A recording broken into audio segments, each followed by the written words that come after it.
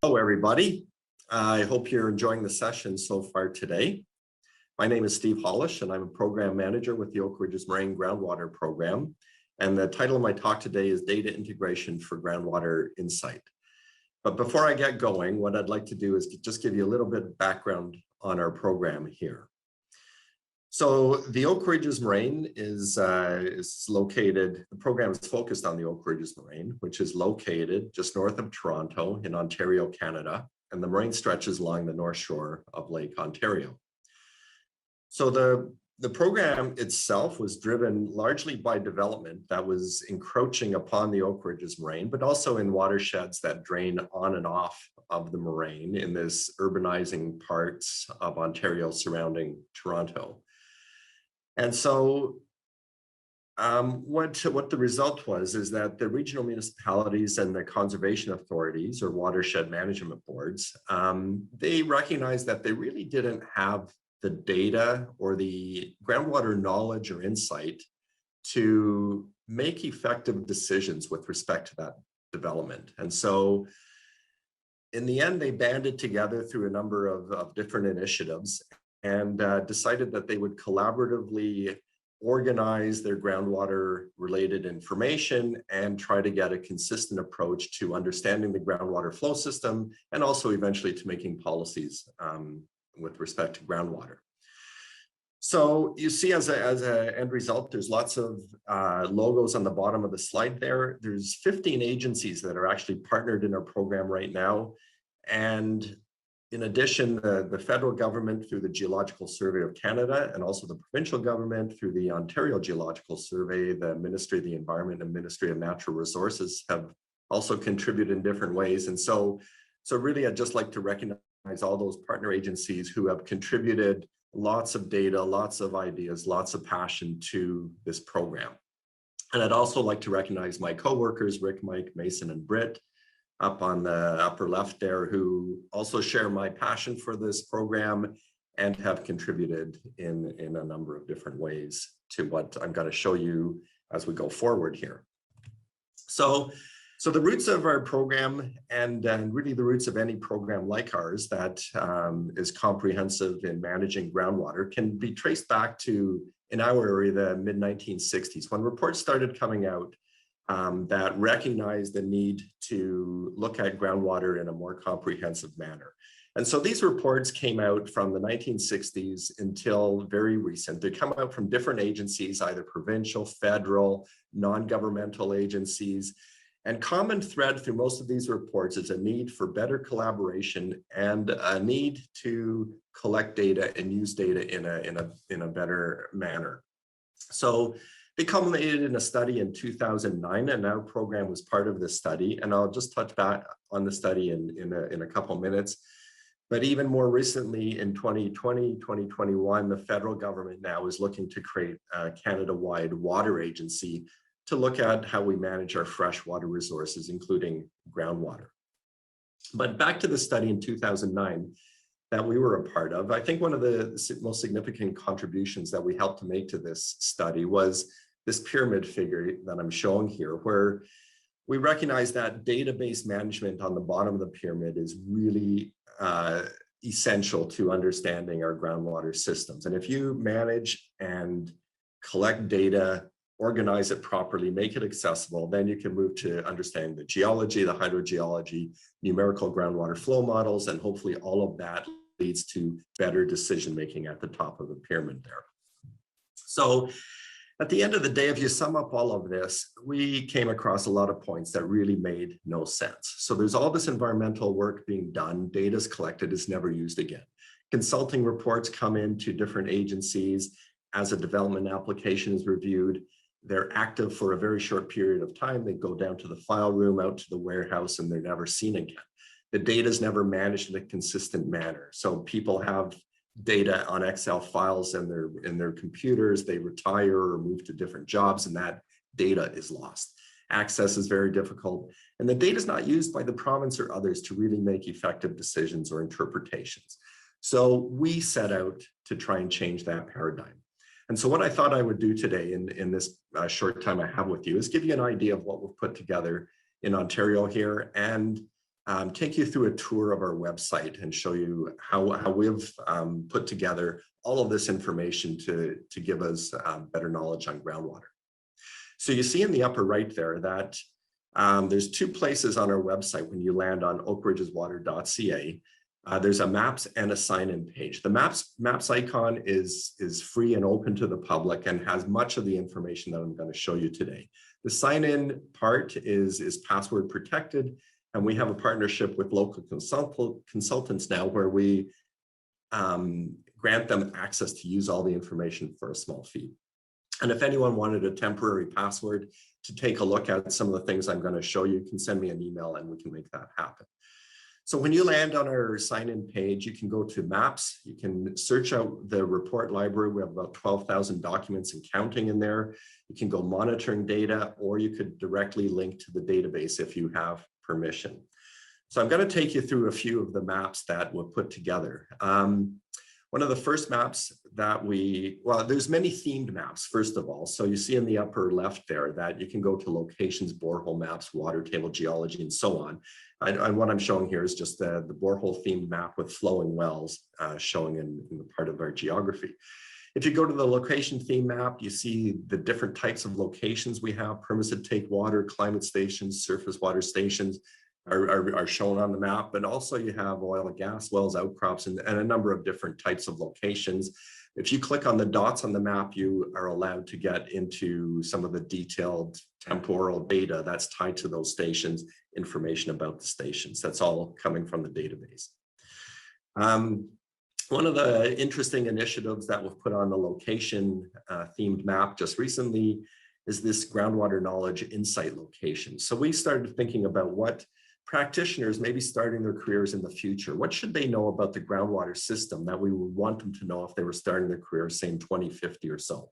So this is our way of passing knowledge to the future. And what we did is created a memo field in one of our database tables that allowed us to put a couple paragraphs why a certain area is interesting or why you should be careful in these areas. And generally they're flowing conditions or high capacity aquifers and so on that if you're not careful, you're going to run into groundwater trouble. And this is, we're building on this as we interview consultants and practitioners who are retiring and have a lot of knowledge that they might be taking out the door and would have to be rediscovered in the future if we didn't put it together there.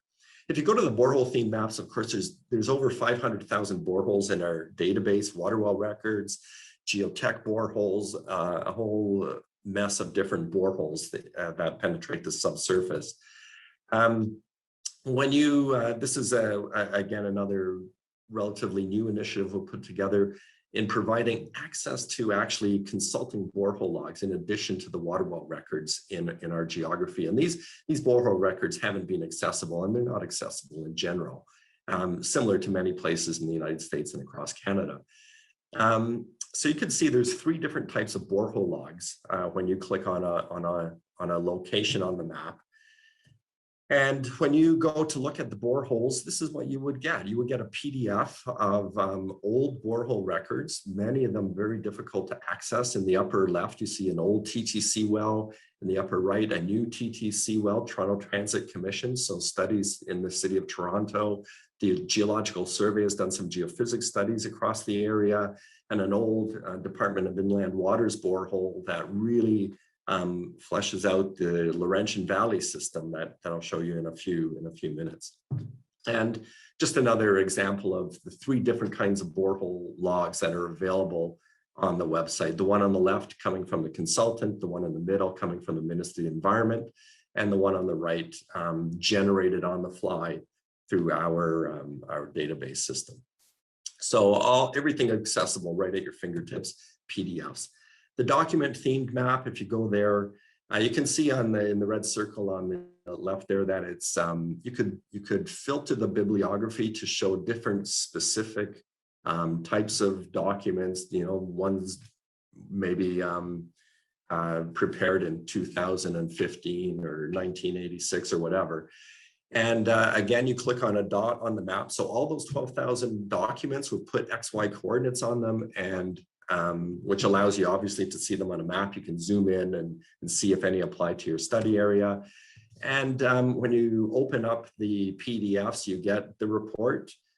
They can be old reports, some old maps from the early 1900s, consulting reports in the lower left from the 1950s, new consulting reports, and so on. So a whole range of different types of documents that can give you insight into a study area in our geography. If you turn to the geology theme map, you initially come up with a digital elevation model, which again shows the Oak Ridges Moraine running east-west along the north shore of Lake Ontario, the Niagara Escarpment off to the west. You can take a look at the bedrock topography map here with the thalwegs, bedrock thalwegs shown in the lines where we think fluvial action has cut deep valleys in the topography, and often these are filled with sands and gravels and are high capacity aquifers. So we've done a good job of mapping those out. You have access to things like hummocky topography, closed depressions which drive recharge into the ground. Things like the Lake Iroquois shoreline in red on the south there, the old precursor to Lake Ontario. So lots of information, anything that you would need to characterize the subsurface is available on the geology themed map. And we've done lots of picks across the area. So we've created a conceptual regional model of the quaternary geology across our area. You can look at all of these layers and here in plan view, but also in cross-section view. So we borrowed some code, I think, from the Illinois Geological Survey a number of years ago. And you can come to the map here on our website, create cross-sections across any part of the study area, regional or site-specific. Here's a regional section. You can see some bedrock valleys there. The bedrock shown on the bottom, some sands and gravels of the Scarborough Formation in yellow. Here's a more localized section that consultants might use if they're investigating a property. We also have a virtual borehole tool. If you're drilling a borehole where there's no wells in a database, you could put in a virtual borehole. It shows you how deep the bedrock might be and the stratigraphy you would encounter as you drilled and the depth of the water table and so on. We have a water table themed map where you can see the regional water table here. Also the depth to water table. So the water table is generated only using shallow wells in our database, so less than 20 meters deep. If you subtract the DEM and the water table, you get the depth, how deep might it be before you encounter water. And then we've also produced this potential discharge area. So our initial interpolation of the water table, if it ever intersects the ground surface, you might imagine two wells on the side of a valley. And if there's no well to pull the water table down in the middle, it would Krieg or interpolate the water table across the valley. Those areas might be interesting discharge areas from a surface water, groundwater interaction perspective, cold water fisheries, and so on. So we've identified those areas that planners and others can use when they come to the website.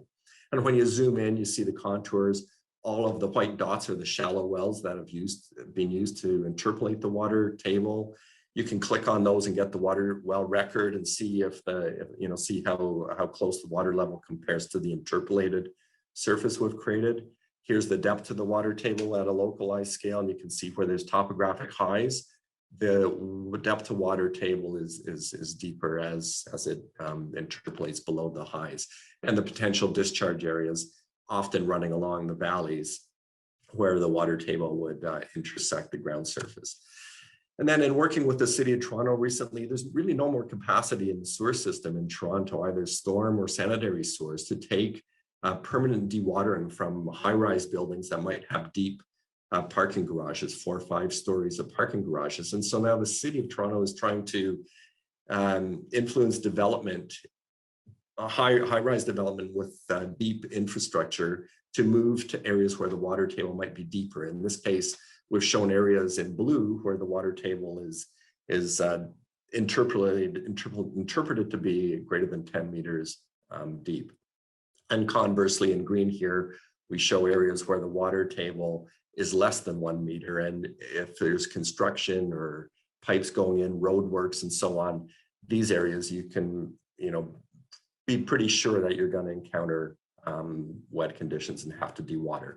And of course, this is the regional water table condition. It goes up and down seasonally and so on. And so you've got to be aware of that. So my coworker Mason has put together a water budget across the whole area. He's done a recharge runoff model across the area. And we're looking at a recharge map. You can see is lower in the urban area in the south there along around the Toronto area. And as you move on to the moraine, the recharge gets higher. But you can also look at runoff, ET, and precipitation. You can look at a certain study area and get a water budget analysis for that area if you're a consultant doing a low impact development study and so on. So all of that's available at a click of a mouse from the website. We have a program again that Mason manages, a model custodian program. So we've taken over 80 numerical models that have been created largely for the source water protection work in Ontario that started in 2008. And these numerical models, typically they're lost because consultants have them. Public sector agencies often don't have the capacity to run the models. And so what we've done is taken these models for all of our partner agencies. We hold them in kind of like a library and check them out to consultants if they want to make use of them for a particular study. If they make any updates, we'd like to get those back, and we improve the models for future use. So it's another part of what we offer on the website.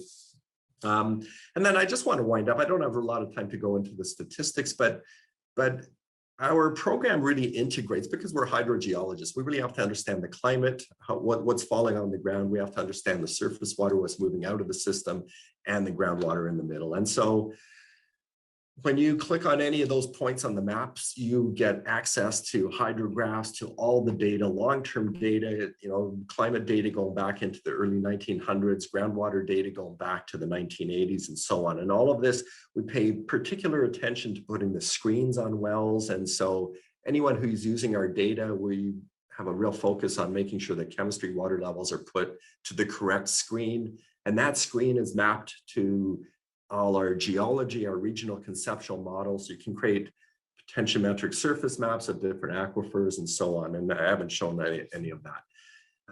Again, something that Mason's put together here is this atmospheric yield using his water budget tool, but that's really precipitation in the summer or a melt event in the winter.